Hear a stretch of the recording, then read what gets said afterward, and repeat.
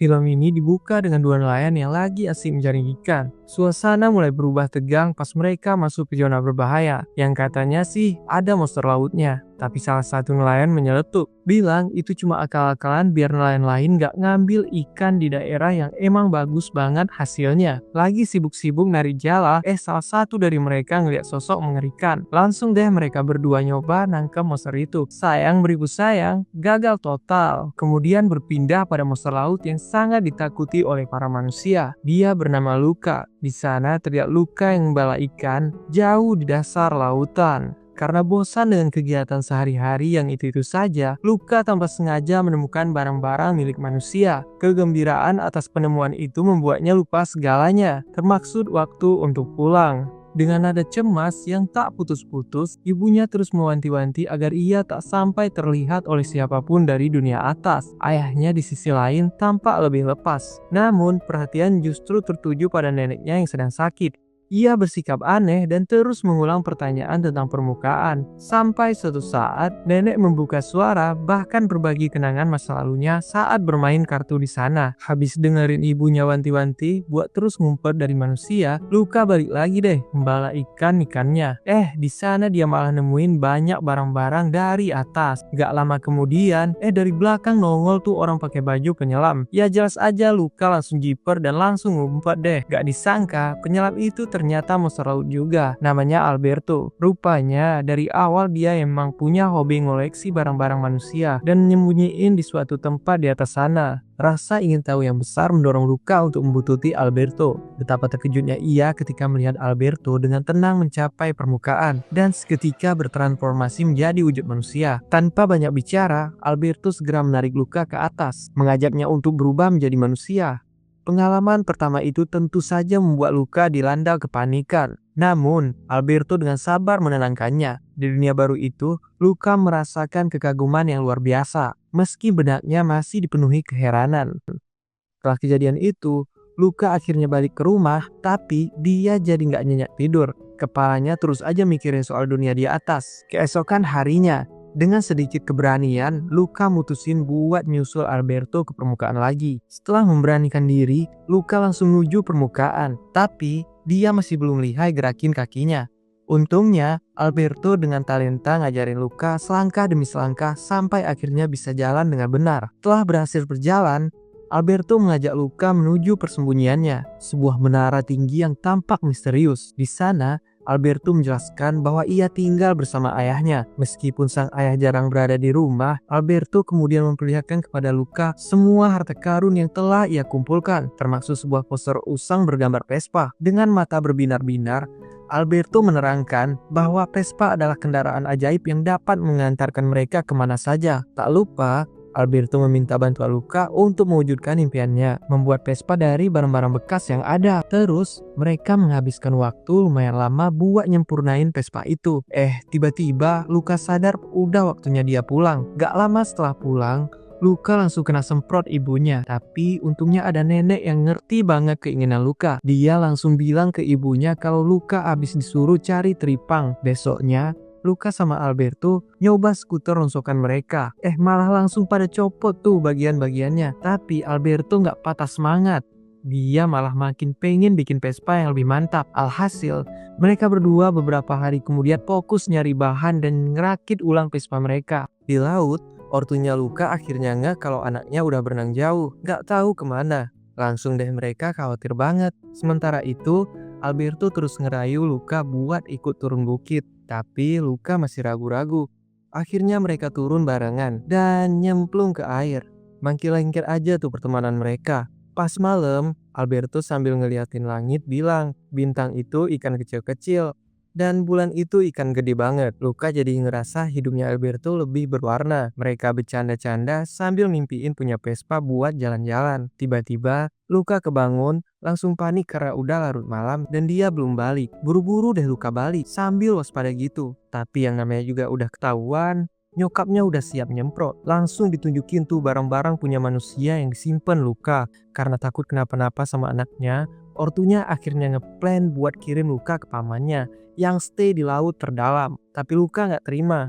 Dia malah mendingan minggat dari rumah dan langsung nemuin Alberto di menara. Gak pakai lama, Luka langsung spill semua masalahnya. Dan Alberto langsung respon, "Santai bro, tinggal di sini aja sama gue." Tapi ya karena was-was bakal ketahuan, mereka akhirnya punya ide buat pergi ke kota. Siapa tahu bisa nyicipin naik Vespa beneran di sana. Tanpa babi bu, mereka langsung berenang kencang-kencang menuju kota.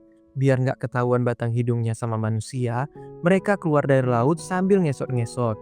Badan ditutupi pakai rongsokan perahu. Pas udah di kota, Luka sempat agak kaget juga sama suasana barunya, tapi lama-lama dia bisa adaptasi lah. Terus, mereka langsung tercengang gitu ngeliat cowok namanya Ercole datang bawa Vespa keren. Pas Luka mau ngeliatin lebih deket, malah nggak sengaja nendang bola kena Vespa si Ercole. Langsung deh Ercole ngegas, ngehina Luka sama Alberto abis-abisan. Dia juga pamer gitu, ngaku-ngaku juara bertahan balapan yang hadiahnya buat beli Vespa. Abis itu, Ercole langsung narik Luka buat diceburin ke kolam air mancur. Gak lama, datanglah cewek pengantar ikan. Namanya Julia, yang ternyata musuh bebuyutan si Ercole. Dia langsung nolongin Luka sama Alberto, malah langsung bawa mereka cabut ke tempat yang lebih aman. Di jalan, Julia ngasih tahu, katanya sih orang-orang yang lemah sama yang unik itu kudu saling support. Luka sama Alberto yang masih pelangap-pelunguk bikin Julia akhirnya ngejelasin lagi soal balapan di kota itu. Hadiahnya lumayan loh, bisa buat beli Vespa. Walaupun bekas, dengar gitu Luka sama Alberto langsung pengen ikutan balapan. Tapi Julia yang udah paham susahnya ngalahin Ercole langsung ngasih warning ke mereka. Awalnya Alberto sempat ragu, tapi akhirnya mereka setuju buat gabung tim sama Julia. Di sana, Julia nyuruh Luka nunjukin bakatnya naik sepeda. Beberapa kali Luka jatuh bangun, tapi berkat usahanya dia berhasil meyakinkan Julia. Lalu, Julia minta Alberto jadi perenang tim. Tapi Alberto nyeletuk, "Gue nggak bisa berenang." Julia bingung dong. Terus dia nanya mereka dari mana. Alberto cerita kalau mereka itu pelarian dan berharap banget menang lomba biar bisa beli Vespa. Itu kunci buat kabur dari orang tua Luka yang berencana buang si Luka ke tempat yang seremnya minta ampun. Karena itu diputuskan Alberto akan ikut lomba makan pasta. Sementara Julia yang jadi perenang. Tinggal satu masalah lagi, gimana caranya bayar biaya pendaftaran. Singkat cerita, malam pun tiba. Julia ngajak Luka sama Alberto ke rumahnya buat ketemu ayahnya,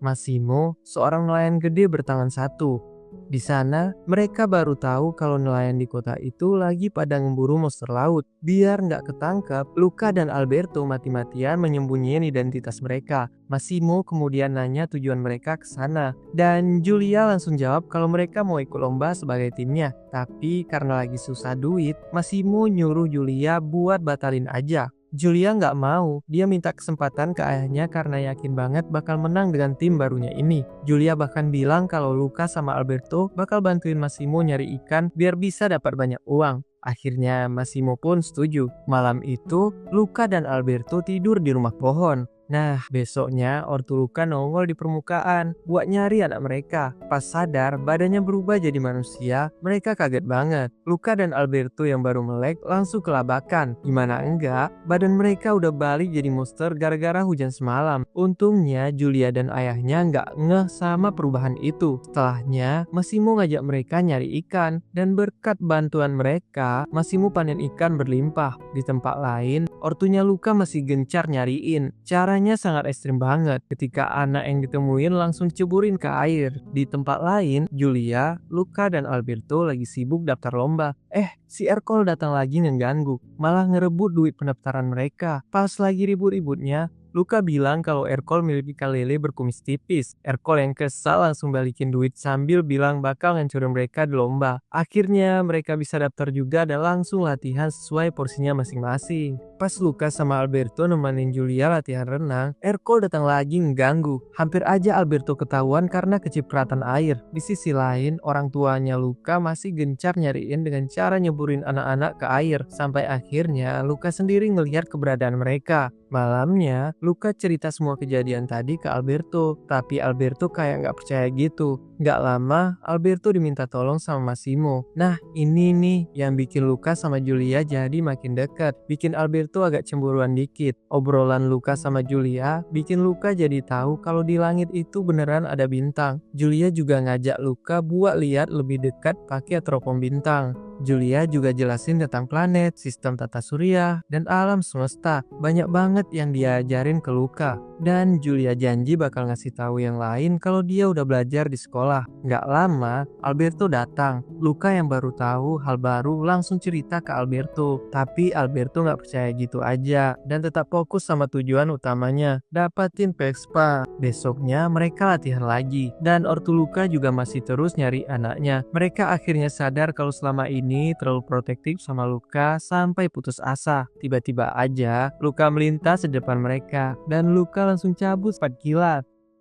Pas sudah lumayan jauh, Julia nunjukin kereta yang bakal nganter dia sekolah. Luka langsung nanya, semua orang bisa sekolah ya? Julia jawab, bisa asal ada duit. Gak suka dengan obrolan Luka, Alberto langsung main tarik aja, ngejauh dari Julia. Karena gerasa gerusu, Alberto malah kehilangan keseimbangan dan jatuh ke air. Pas balik ke daratan, Luka langsung naik pitam ke Alberto. Dia juga bilang kalau dia udah melihat orang tuanya dan ogah banget tinggal sama pamannya. Luka pengen sekolah kayak Julia. Alberto yang tahu banget itu mustahil langsung nyadarin Luka dengan bilang kalau mereka bukan manusia, tapi Luka malah ngajak berantem. Gak lama kemudian, Julia datang dan langsung meluk mereka. Lega banget karena Luka sama Alberto baik-baik aja. Tanpa basa-basi, Luka nanya apakah dia dan Alberto bisa sekolah bareng. Julia mengiyakan, tapi Alberto tiba-tiba nyeletuk, "Sekolahmu nerima murid yang bukan manusia nggak?" Julia langsung bingung. Alberto lalu nyeburin dirinya ke air biar Julia ngerti. Ngelihat Julia shock, Luka pura-pura ikutan kaget. Bahkan malah ngatain Alberto monster. Alberto yang sedih langsung kabur ke laut. Begitu sampai di rumah, Massimo langsung nanyain Alberto. Luka jawab kalau Alberto udah pergi jauh dan gak mau dicari. Karena cemas, Massimo buru-buru pergi nyari Alberto. Sementara itu, di dalam rumah, Julia gak sengaja nyiram air ke Luka. Dan dia jadi tahu kalau Luka itu monster laut juga. Julia langsung nyuruh Luka pergi. Bilang dia gak mau Luka kenapa-napa cuma demi Vespa. Tapi Luka nolak. Dia cuma pengen kabur dari orang tuanya dan gak mau dikirim ke tempat lamanya yang seram itu. Dalam keadaan sedih, Luka berenang ke pulau persembunyian Alberto. Pas nyampe sana, Luka kaget banget lihat tempat itu sudah berantakan. Gak cuma itu, dia juga ngelihat ada coretan hitungan hari di dinding. Curiga, Luka langsung nanya ke Alberto. Alberto pun cerita kalau ayahnya udah lama ninggalin dia dan gak pernah balik lagi. Sejak saat itu, dia meyakinkan dirinya sendiri kalau dia gak butuh siapa-siapa. Mendengar cerita Alberto, Luka berusaha mengembalikan semangatnya. Dia bertekad mereka akan memenangkan balapan itu supaya bisa beli Vespa dan menjelajahi berbagai tempat. Sampailah di hari pertandingan. Luka ikut lomba tapi nggak bareng timnya Julia di bagian lomba renang. Luka kelihatan pakai baju selam yang berat banget. Julia yang ngelihat itu langsung mikir, wah ini sih nggak bagus, tapi tekad Luka udah bulat banget. Walaupun agak telat, Luka akhirnya berhasil juga nyelesain rintangan pertamanya. Di pertandingan kedua, Luka dan Julia sama-sama berjuang keras makan pasta sampai akhirnya tiba di babak penentuan. Balap sepeda sekencang mungkin. Luka mengayuh sepedanya sekuat tenaga sampai berhasil memimpin. Meskipun sempat mau dihentikan sama orang tuanya, dia tetap gas terus. Sayangnya di tengah lomba hujan turun deras banget, bikin Luka terpaksa neduh. Nah, pas lagi nunggu, Alberto tiba-tiba datang bawa payung. Tapi sialnya, Ercole malah nabrak Alberto sampai wujudnya berubah jadi monster laut. Semua orang langsung panik dan mulai ngejar Alberto. Tapi Luka cepat-cepat datang nolongin Alberto. Nah, pas nolongin itu, Luka ikutan berubah jadi monster laut. Terus dia ngajak Alberto buat ngelanjutin balapan. Ercole yang gak terima langsung ngejar mereka sambil bawa tombak. Julia yang gak mau temannya kenapa-napa ikut bantu ngalahin Ercole. Gak cuman selamat dari kejaran Ercole, mereka bahkan berhasil menang lomba. Tapi pas keluar, warga kota udah ngepung mereka. Untungnya Massimo datang, dia langsung nyetop para warga dan jelasin kalau Luka sama Alberto yang menang lomba. Jadi Ercole sudah kalah total. Kejadian itu bikin Ercole akhirnya dipermalukan habis-habisan sama teman-temannya sendiri. Melihat usaha keras yang udah anaknya lakuin, orang tua Luka bangga banget. Singkat cerita, mereka berhasil dapetin hadiah dari lomba itu. Hadiahnya langsung mereka pakai buat beli Vespa. Semua orang kumpul di rumah Massimo buat ngerayain. Bahkan nenek Luka juga ikutan gabung. Setelah itu,